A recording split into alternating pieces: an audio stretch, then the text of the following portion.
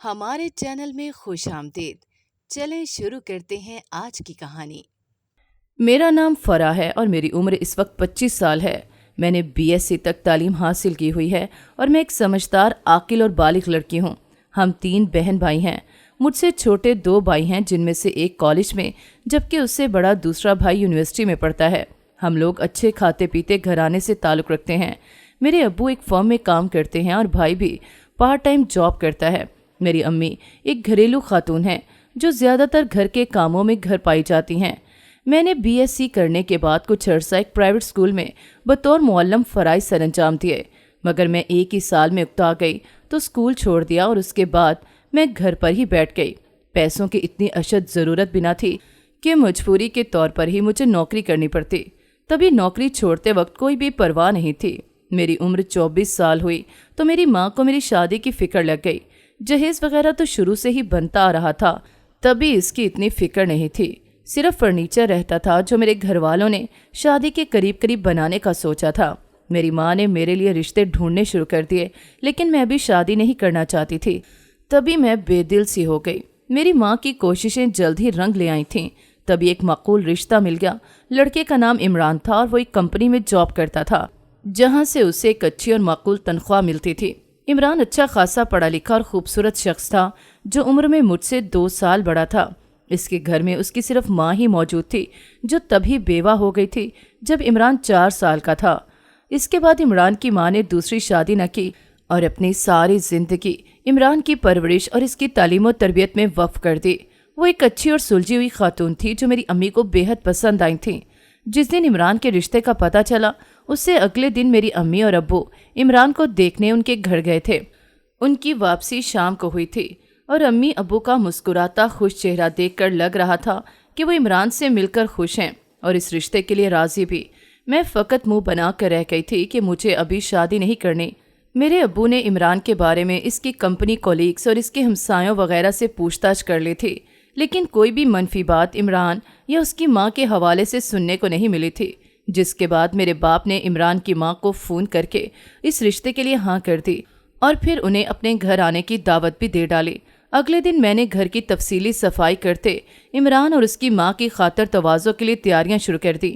ساری تیاریاں کرنے کے بعد میں تیار ہونے چلی گئی۔ دن کے 12 بجے وہ ہمارے گھر آئے تھے اور پھر کچھ دیر کی باتوں کے بعد میں ان سے ملنے آئی تھی۔ عمران کی ماں نے مجھے دیکھتے ہی پسند کر لیا اور اس رشتے کے لیے ہاں کر دی۔ دونوں طرف سے اس رشتے کے لیے ہاں ہوتے ہی میری ماں سب کا منہ میٹھا کروانے لگی۔ عمران کی ماں نے میرا منہ میٹھا کروایا اور شگن کے طور پر کچھ پیسے میرے ہاتھ پر رکھے۔ کچھ دیر بیٹھ کر باتیں کرنے کے بعد خوشگوار ماحول میں کھانا کھایا گیا۔ میری ساس نے جلد ہی شادی کرنے کا عندیہ بھی سنا دیا، جس کا جواز اس نے یہ پیش کیا کہ عمران آفس چلا جاتا ہے تو وہ سارا دن گھر میں اکیلے گھبرا جاتی ہیں، تو مستقل رونق کا انتظام میری شکل میں کرنا چاہتی ہیں۔ میرے ماں باپ کو بھی اتنی جلد شادی سے کوئی اعتراض نہ تھا، تبھی ان کی بات ماننے کی حامی بھر لی۔ میری اور عمران کی آپس میں کوئی بات نہیں ہوئی تھی کہ بڑوں کے سامنے یہ سب عجیب ہی لگتا تھا۔ کچھ ہی دیر میں وہ لوگ چلے گئے تو گھر میں میری شادی کی باتیں ہونے لگیں۔ اب گھر میں میری شادی کی باقی ماندہ تیاریاں بھی شروع ہو چکی تھیں۔ دن کیسے گزرتے چلے گئے پتہ ہی نہ چلا اور شادی کی ساری تیاریاں مکمل ہو گئیں۔ اس بیچ میری اور عمران کی آپس میں بس 1-2 مرتبہ ہی فارمل سی بات چیت ہوئی تھی۔ کرتے کرتے شادی کا دن بھی آن پہنچا اور بیاہ کر میں عمران کے گھر آ گئی۔ عمران کی ماں یعنی میری ساس نے میرا اچھے سے استقبال کیا تھا۔ عمران اور میری ساس کا رویہ مجھ سے بے حد اچھا تھا، جس پر میں اپنی خوش نصیبی پر پھولے نہ سما رہی تھی اور خدا کا شکر ادا کر رہی تھی کہ مجھے اتنا اچھا سسرال اور شوہر ملا۔ ولیمے کی تقریب کے بعد میں کچھ عرصہ اپنے گھر پر رہنے گئی تھی اور گھر والوں کے سوالوں پر میں نے ان کو مطمئن کر دیا تھا کہ میری ساس بے حد اچھی ہے اور شوہر بھی مجھے خوش رکھتا ہے، اور میرے جوابات سن کر سب گھر والے مطمئن اور پرسکون ہو گئے تھے۔ میں وہاں کچھ دن گزار کر واپس اپنے سسرال آ گئی اور پھر 2 ہفتوں بعد میں نے گھر کے کاموں میں ہاتھ ڈال دیا، کیونکہ میں فارغ بیٹھی بیٹھی اکتا جاتی تھی اور مجھے یوں اپنی ساس کو اکیلے کام کرتا دیکھ کر اچھا بھی نہیں لگتا تھا۔ میری ساس کا رویہ مجھ سے بالکل بیٹیوں جیسا تھا، لیکن ایک عجیب بات تھی کہ میری ساس روز 1-2 گھنٹے کے لیے گھر سے باہر چلی جاتی تھی۔ وجہ تو میں بھی نہیں جانتی تھی، مگر مجھے ان کا یوں باہر جانا کچھ عجیب لگتا تھا۔ میں الجھی سی رہنے لگی اور جب میری الجھن کو قرار نہ آیا تو میں نے اپنی ساس سے پوچھ ہی لیا، جس پر میری ساس نے بتایا کہ جب عمران چھوٹا تھا تو وہ حاملہ عورتوں کی مالش کر کے پیسے کمایا کرتی تھی اور اسی سے اپنا گزارا کرتی، اور اسی کمائی سے اس نے عمران کو پڑھایا لکھایا تھا، اور اب تو عمران کی آمدن اتنی تھی کہ وہ گھر بیٹھے آرام سے کھا سکتے تھے، لیکن پھر بھی ان کو حاملہ عورتوں کی مالش کرنے کی عادت پڑ گئی ہے، اور اب وہ یہ کام مفت میں کرتی تھیں اور لوگوں سے پیسے بھی نہیں لیتی تھیں۔ مجھے ان کا شوق کچھ عجیب تو لگا، مگر پھر چپ سادھ گئی کہ شوق کا کوئی مول نہیں ہوتا، اور ویسے بھی ان کے شوق سے کسی کو نقصان پہنچ رہا ہے جو مجھے اعتراض ہوتا، اس لیے میں بھی بنا کوئی اعتراض کیے چپ کر گئی اور اپنی زندگی میں مصروف ہو گئی۔ میری شادی کو 2 ماہ گزرے تو میری طبیعت خراب رہنا شروع ہو گئی۔ سارا دن میرا دل بوجھل سا ہوتا اور الٹیاں ہوتی رہتی۔ میری ساس مجھے فوراً ڈاکٹر کے پاس لے گئی، جہاں جا کر ایک لیڈی ڈاکٹر سے چیک اپ کروایا۔ ڈاکٹرنی نے میرا تفصیلی چیک اپ کرنے کے بعد مجھے امید سے ہونے کی خوشخبری سنائی تو میں خوشی سے ساکت ہی رہ گئی۔ میری ساس ڈاکٹرنی کا شکریہ ادا کر کے مجھے خود سے لپٹاتی مبارکباد دینے لگی اور میری نظر اتارنے لگی۔ ڈاکٹرنی نے کچھ دوائیاں لکھ کر مجھے دیں جو مجھے روز کھانی تھیں۔ میری ساس نے وہ پرچی پکڑ لی اور پھر ہم راستے سے دوائیاں لیتے ہوئے واپس آ گئے۔ گھر آنے کے بعد میری ساس نے یہ خوشخبری عمران کو اور میرے گھر والوں کو فون کر کے سنائی، جس پر سب خوشی سے نہال ہو گئے۔ رات کو عمران مٹھائی لے کر آیا اور ہم سب کا منہ میٹھا کروایا۔ اگلے دن میرے گھر والے بھی مجھ سے ملنے چلے آئے اور واپسی پر جاتے ہوئے مجھے اپنا خیال رکھنے کی خوب ہدایات دی۔ ان کے جانے کے بعد بھی میں سونے کے لیے لیٹ گئی تو میری ساس میرے کمرے میں آئی اور بولی کہ اب سے روز تمہاری مالش میں کیا کروں گی، جس سے تمہاری اور بچے کی صحت بالکل ٹھیک رہے گی۔ اپنی ساس کی بات سن کر میں حیران ہوئی کہ روز مالش؟ تو میری ساس نے کہا ہاں روز مالش ہوگی، کیونکہ یہ بچہ اور زچہ دونوں کی صحت کے لیے ضروری ہے، اور تمہاری ڈیلیوری بھی گھر پر ہی کروں گی۔ اپنی ساس کی بات سن کر میں گھبرا گئی تھی، لیکن میری ساس نے مجھے تسلی دی کہ گھبرانے کی ضرورت نہیں، سب کچھ ٹھیک ہی ہوگا، کیونکہ میں پہلے بھی یہ کام کر چکی ہوں۔ ان کی بات سن کر میں سر ہلا کر رہ گئی کہ ان کی بات ماننے کے علاوہ میرے پاس کوئی چارہ بھی نہیں تھا۔ یوں میری ساس میری روز مالش کرنے لگی، جس پر میں کوئی اعتراض نہ کرتی، کیونکہ میری ساس مضبوط دلائل دے کر میرا ہر اعتراض رد کر چکی تھی۔ میرے میاں کو بھی اپنی ماں کی بات اور فیصلے پر کوئی اعتراض نہ تھا، تو میں نے بھی چپ سادھنے میں عافیت سمجھی۔ اب میری ساس مجھے روز مالش کرتی تھی، جس سے مجھے جسم میں الگ سی توانائی بھی محسوس ہوتی تھی۔ میری ساس خود میری غذا اور کھانے پینے کا خیال رکھتی تھی۔ اگر کبھی میں لاپرواہی کر بھی جاتی تھی تو بھی بنا کچھ کہے میرا خیال رکھتی۔ مجھے بالکل ایسا لگتا تھا جیسے وہ میری ساس نہیں بلکہ ماں ہو۔ اس بیچ میرے گھر والے بھی آتے جاتے رہتے تھے مجھ سے ملنے کے لیے۔ دن پہ دن گزرتے رہے اور پھر یہی دن ہفتوں میں بدلے اور ہفتے مہینوں میں، اور میری ڈیلیوری کا وقت قریب آتا گیا۔ جو دن قریب آتے جا رہے تھے میری گھبراہٹ میں اضافہ ہوتا جا رہا تھا، کیونکہ میری ساس نے کہا تھا کہ وہ خود میری ڈیلیوری کرے گی، جس سے میں پریشان تھی کہ آج کے دور میں کون گھر میں ڈیلیوری کرواتا ہے، بلکہ سب حاملہ خواتین کو ہسپتالوں میں ہی لے کر جایا کرتے ہیں، تاکہ اگر طبیعت بگڑ بھی جائے تو جدید سہولیات میسر ہونے کے باعث وقت پر چیک اپ کیا جا سکے۔ مگر گھر میں تو ایسی کوئی سہولیات نہیں ہونی تھی۔ مگر میں اپنی ساس کے اتنے پیار، دیکھ بھال اور اپنے پن پر چپ کر کے رہ گئی تھی، اور پھر وہ دن بھی آ گیا۔ اس دن مجھے لیبر پین سٹارٹ ہوئی تو میری ساس مجھے سہارا دے کر کمرے میں لے گئی اور پھر میری ڈیلیوری کروائی۔ میں نے ایک بچے کو جنم دے دیا تھا، لیکن جب میں نے بچے کو جنم دیا تو میری ساس رونے لگی۔ میں نے پوچھا کہ کیا ہوا ہے تو میری ساس نے روتے ہوئے کہا کہ بچہ مردہ پیدا ہوا ہے۔ یہ سن کر میں ششدر رہ گئی اور میری آنکھوں سے آنسو رواں ہونے لگے۔ میں نے روتے ہوئے اپنے ہاتھ اپنی ساس کی طرف بڑھائے اور کہا کہ مجھے میرا بچہ دیکھنے دیں، ایک بار میں اسے سینے سے لگا لوں، جو میرا ہو کر بھی میرا نہیں ہوا۔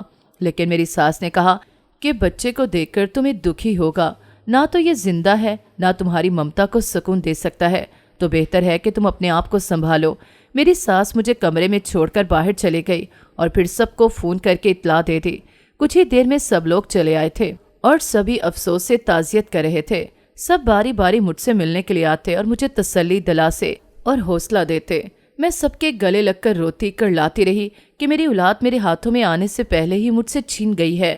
جلدی بچے کو دفنا دیا گیا اور پھر ایک ایک کر کے سبھی مہمان بھی اپنے گھر چلے گئے۔ میرے امی ابو بھی کچھ دیر ٹھہر کر شام کے وقت گھر کے لیے نکل گئے تھے۔ میں اور میرا شوہر بے حد غم زدہ تھے، کیونکہ ہم نے اپنی پہلی اولاد کو کھو دیا تھا، وہ اولاد جس کے لیے ہم نے ڈھیروں سپنے سجائے تھے، جس کی تعلیم و تربیت کے بارے میں ہم نے بہت کچھ سوچا تھا، लेकिन उस औलाद को हम महसूस भी नहीं कर पाए थे। मेरी सास भी दुखी थी और जल्द ही अपने कमरे में चली गई। कुछ दिन तक हम इस दुख में मुब्तला रहे, लेकिन जाने वालों के साथ जाया नहीं जाता। करते करते सब्र आ ही जाता है, मगर मेरी ममता को सब्र नहीं आता था। मैंने इसकी पैदाइश से कुछ दिन पहले उसके लिए बहुत ज़्यादा खरीदारी भी की थी, और अब जब मेरा बच्चा मेरे पास नहीं था तो मैं इन छोटी छोटी नन्ही चीज़ों को देखकर खुद में बींच कर घंटों रोती रहती थी। मेरी सास मुझे बेहद समझाती थी कि रोने से कुछ नहीं होगा, खुद को भी संभालो और इमरान को भी तसल्ली दो, जो इस दिन के बाद से मुस्कुराना भूल गया है। इसकी बात पर मैं सर हिला कर रह जाती, मगर मेरा रोना ख़त्म ना होता। इमरान भी बस चुप होकर रह गया था और अब तो ज़्यादा बोलता भी नहीं था। मेरी हालत संभलते न देखकर मेरे शौहर ने मुझे मेरे माँ बाप के घर भिजवा दिया कि माहौल बदलेगा तो मेरी तबीयत पर अच्छा असर पड़ेगा और मेरा गम कुछ कम होगा। और ऐसा ही हुआ था। अपने माँ बाप के घर आकर मेरी बोझल तबीयत कुछ संभली थी। मेरे भाई हर वक्त मुझे बातों में लगाए रखते और मेरा दिल बहलाने की कोशिश करते रहते। कभी ऊट पटांग हरकतें करते तो कभी मुझे घुमाने बाहर ले जाते, जिससे मैं आहिस्ता आहिस्ता अपने बच्चे के गम से बाहर निकलने लगी। कुछ ही दिनों में मैं कुछ हद तक नॉर्मल हो गई और अपने बच्चे की मौत को खुदा की मसलहत समझकर कबूल कर चुकी थी। अपने मायके में 2 हफ्ते रहकर मैं अपने ससुराल वापस लौट आई थी। मेरी सास मुझे खुशो खुरम और पहले से बेहतर देखकर खुश हो गई थी, और मेरा शौहर भी अब मुतमईन था कि मेरी तबीयत संभल गई है। आहिस्ता आहिस्ता मैं अपनी रूटीन पर वापस आने लगी। बज़ाहिर तो मैं नॉर्मल थी, लेकिन कभी कभी मुझे शिद्दत से अपने बच्चे की याद आती थी।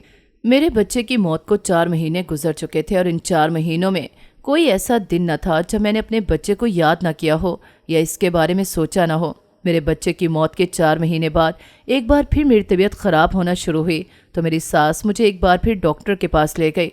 डॉक्टरनी ने मेरा चेकअप किया और एक बार फिर मुझे हामला होने की खुशखबरी सुनाई। ये खबर सुनकर मैं एक बार फिर से जी उठी थी। मैं और मेरी सास खुशी खुशी घर आए थे। इमरान भी ये खबर सुनकर खुशी से फूले न समाया था। मैंने अब अपना अच्छे से ध्यान रखना शुरू कर दिया, जिसमें मैं अक्सर लापरवाही कर जाती थी। मैं अब अपनी पिछली गलतियां दोहराना नहीं चाहती थी। मुझे लगता था कि शायद मेरी किसी लापरवाही से मेरा बच्चा मरा हुआ पैदा हुआ है। मेरे साथ साथ मेरी सास ने भी पहले से बढ़कर मेरा ध्यान रखना शुरू कर दिया था। वो रोज़ मेरी मालिश करती और मुझे मज़ीद एहतियात करने और गमज़दा ना होने की हदायत करती, जिसे मैं बिना चूं चरा किए मान जाती। 9 माह गुजरने के बाद एक बार फिर वही वक्त आया जो पहले बच्चे के वक्त आया था। मेरी तबीयत बिगड़ने पर मेरी सास मुझे अपने साथ कमरे में ले गई और फिर मैंने एक बार फिर अपने दूसरे बच्चे को जन्म दिया। दूसरे बच्चे को देखते ही एक बार फिर मेरी सास रोने लगी तो मैंने घबरा कर पूछा क्या हुआ, तो मेरी सास ने एक बार फिर कहा कि मुर्दा बच्चा पैदा हुआ है। ये सुनकर मैं एक बार फिर निडाल सी पड़ी रोने लगी थी। ये दूसरी बार था जब मैंने एक मुर्दे बच्चे को जन्म दिया और दूसरी बार के गम की शिद्दत पहले गम से भी ज्यादा थी कि अब तो पहले के साथ दूसरे का दोहरा गम था।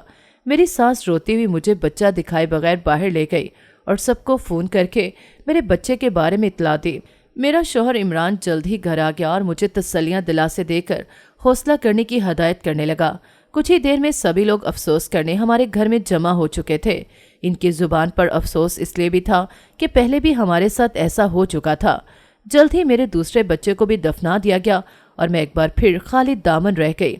मेरा पिछला गम भी ताज़ा हो गया और अब की बार मुझसे संभला भी नहीं जा रहा था। मगर कहते हैं वक्त सबसे बड़ा मरहम है, तो इस वक्त ने मुझे भी इतना मजबूत बना ही दिया कि मैं इस गम पर सब्र कर सकूं, और मैंने सब्र कर लिया। ये सोच कर कि ये बच्चा भी खुदा की इमानत था, उसी ने वापस ले भी लिया। वक्त एक बार फिर गुजरने लगा था और खुदा की करनी ऐसी हुई कि मैं तीसरी बार फिर से हामला हो गई।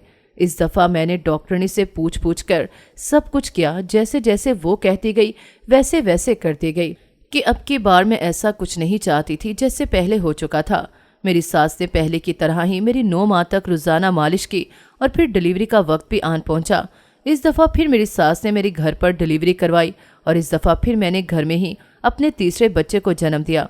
लेकिन इस दफ़ा फिर मेरी सास बच्चे को देखकर रोने लगी और बताया कि बच्चा मुर्दा पैदा हुआ है और मुझे दिखाए बगैर बाहर ले गई। सास की बात सुनते ही मुझ पर गशी तारी हो गई और मैं सदमे से बेहोश हो गई। कौन आया, कौन गया, कब दफन हुआ और कब सारे वापस गए, मुझे कुछ खैर खबर नहीं थी। मुझे जब होश आया तो मैंने चीखना चलाना शुरू कर दिया। इस दफ़ा भी मुझे मेरे बच्चे को देखने नहीं दिया गया था। मेरा रो रो कर बुरा हाल था। جس کی وجہ سے میری طبیعت بگڑنا شروع ہو گئی۔ مجھے بار بار غشی کے دورے پڑ رہے تھے اور میں بس ایک ہی گردان کیے جا رہی تھی کہ مجھے میرا بچہ چاہیے۔ ایک نہیں، دو نہیں، اب تیسری بار بھی میرا بچہ مرا ہوا پیدا ہوا تھا۔ مجھے لگ رہا تھا کہ مجھے کسی کی بد دعا لگ گئی ہے، لیکن بہت سوچنے پر بھی مجھے یاد نہیں آیا کہ میں نے کبھی کسی کا دل دکھایا ہو جس کی وجہ سے کسی نے مجھے اتنی بری بد دعا دی ہو۔ میرا حال اور بگڑتی طبیعت دیکھ کر میری ماں اور گھر والے مزید پریشان ہو گئے تھے۔ میں کسی سے کوئی بات نہ کرتی، میں بالکل گمسم ہو کے رہ گئی۔ 3 بار میری گود اجڑی تھی اور تینوں بار ہی مجھے یقین نہیں آتا تھا۔ میرے تیسرے بچے کی موت کو 1 مہینہ گزر گیا، لیکن میری چپ نہیں ٹوٹی تھی۔ میرے ماں باپ نے مجھے اپنے ساتھ لے جانے کے لیے بہت جتن کیے، لیکن میں نہ مانی۔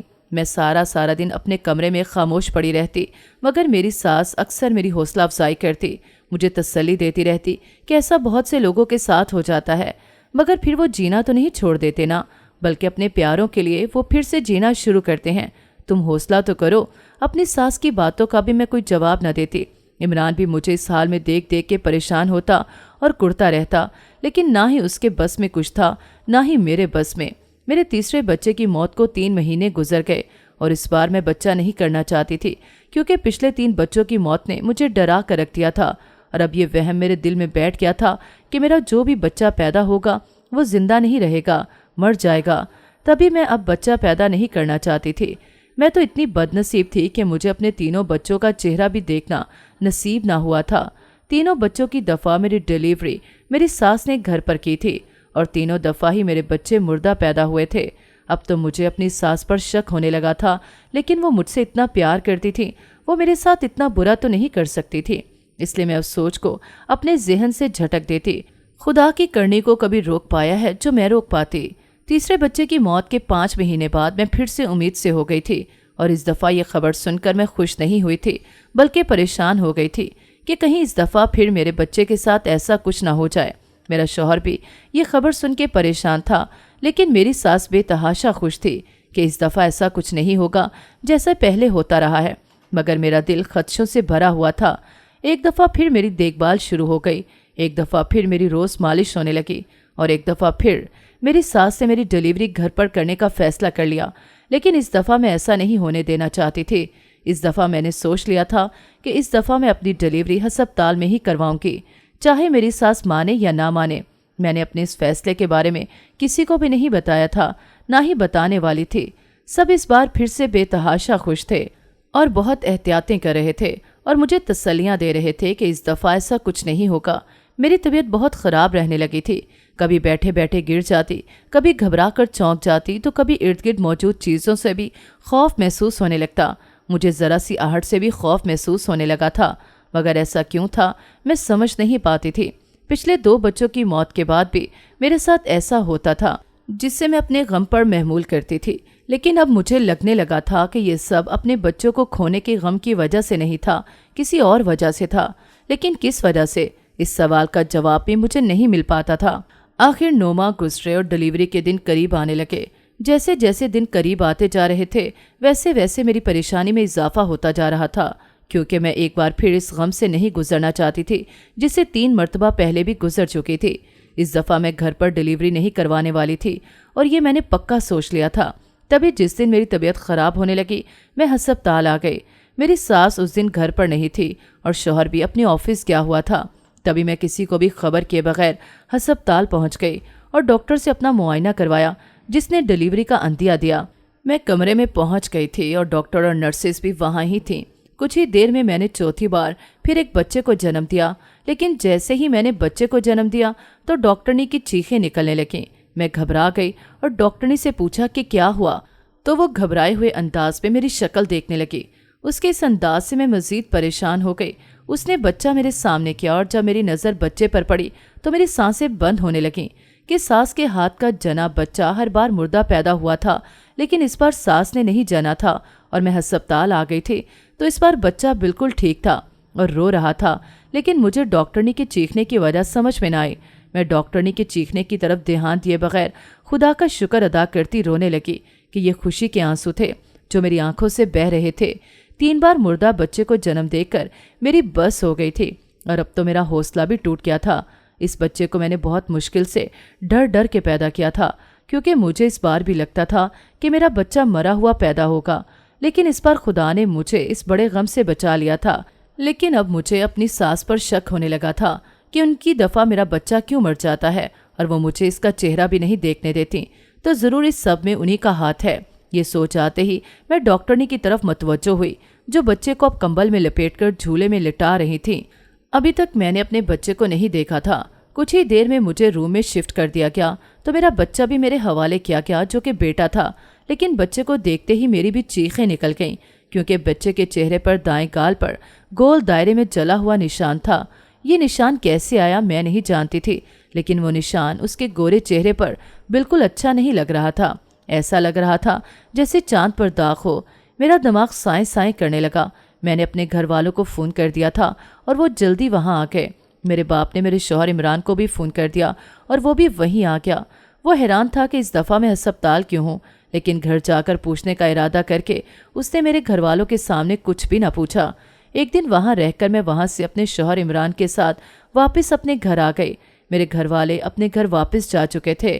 گھر پہنچ کر دیکھا تو میری ساس شدید غصے میں تھی کہ میں بغیر اجازت ہسپتال کیوں گئی، گھر میں ہی کیوں نہیں کروایا سب کچھ۔ مگر میں اپنی ساس کو جواب دیے بغیر اپنے بیٹے کو لے کر کمرے میں آ گئی۔ میری ساس بھی میرے پیچھے پیچھے چلی آئی تھی۔ وہ بہت غصے میں تھی، مگر جیسے ہی بیٹے کا سنا، سارا غصہ اور ناراضگی بھول کر وہ میرے بیٹے کو اٹھا کر دیکھنے لگی۔ مگر جیسے ہی اس نے میرے بیٹے کے چہرے پر وہ داغ دیکھا، وہ چونک گئی اور پوچھنے لگی کہ یہ کیا ہوا ہے۔ اس کی بات کا جواب دینے کی بجائے میں چپ چاپ اسے دیکھنے لگی تو وہ گڑبڑا سی گئی اور پوچھنے لگی کہ کیا ہوا ہے، ایسے کیوں گھو رہی ہو؟ میں نے کہا یہ آپ بتائیں کہ میرے بیٹے کے چہرے پر یہ داغ کیسے آیا؟ میرا شوہر عمران بھی اب کمرے میں آ گیا تھا اور حیرت سے مجھے دیکھنے لگا کہ میں نے یہ سوال کیوں کیا ہے۔ میری ساس بھی بھڑک اٹھی کہ مجھے کیا پتا کہ یہ داغ کیسے آیا ہے۔ میں نے کہا کہ 3 دفعہ میں امید سے ہوئی، تینوں دفعہ آپ ہر روز میری مالش کرتی رہیں، میں اچھا کھاتی پیتی رہی، اپنا بہت دیکھ بھال کی اور ہر دفعہ آپ نے گھر میں میری ڈیلیوری کروائی، لیکن تینوں دفعہ میرے مردہ بچے پیدا ہوئے جن کو آپ نے ایک نظر دیکھنے بھی نہ دیا کہ وہ کیسے تھے۔ مجھے ایک بار انہیں چھونے بھی نہیں دیا، اور تو اور میں اتنی بد نصیب ہوں کہ مجھے یہ بھی پتا نہیں کہ میں نے 3 دفعہ جن بچوں کو جنم دیا وہ لڑکے تھے یا لڑکیاں۔ اب اس بار میں نے ڈیلیوری ہسپتال میں کروائی تو میرا بچہ زندہ اور صحت مند ہے، سوائے اس داغ کے میرے بچے میں اور کوئی خامی نہیں، اور 3 دفعہ یہ اتفاق یا کوئی بیماری نہیں ہو سکتی۔ یقیناً آپ نے ہی کچھ ایسا کیا ہوگا جس کی وجہ سے میرے تینوں بچے مردہ پیدا ہوئے۔ میری ساس نے میری بات سن کر غصے سے مجھے دیکھا اور کہا کہ مجھ پر الزام لگانا بند کرو، میں نے اتنی دیکھ بھال کی تمہاری اور تم مجھے ہی الزام دے رہی ہو، میں یہ سب برداشت نہیں کروں گی۔ میں اپنی ساس کی بات سن کر تلخی سے مسکرائی اور کہا میں بھی برداشت نہیں کروں گی، نہ ہی اپنے بیٹے کے ساتھ یہاں رہوں گی، بلکہ ابھی میں اپنے گھر جا رہی ہوں۔ اتنا کہہ کر میں اپنے بیٹے کو اٹھا کر اٹھنے لگی تو میرا شوہر عمران پریشان ہو گیا اور اس کے ساتھ میری ساس بھی۔ میری ساس نے غصے سے چیخ کر کہا کہ تمہیں جانا ہے تو جاؤ، میں اپنے پوتے کو یہاں سے کہیں نہیں جانے دوں گی۔ اس پوتے کو پانے کے لیے اتنے جتن کیے ہیں میں نے، اتنی صحبتیں اٹھائیں، اور اب تم اسے مجھ سے دور لے جا رہی ہو۔ میری ساس کی بات سن کر میں اور عمران چونک گئے کہ وہ کون سے جتن کی بات کر رہی تھی۔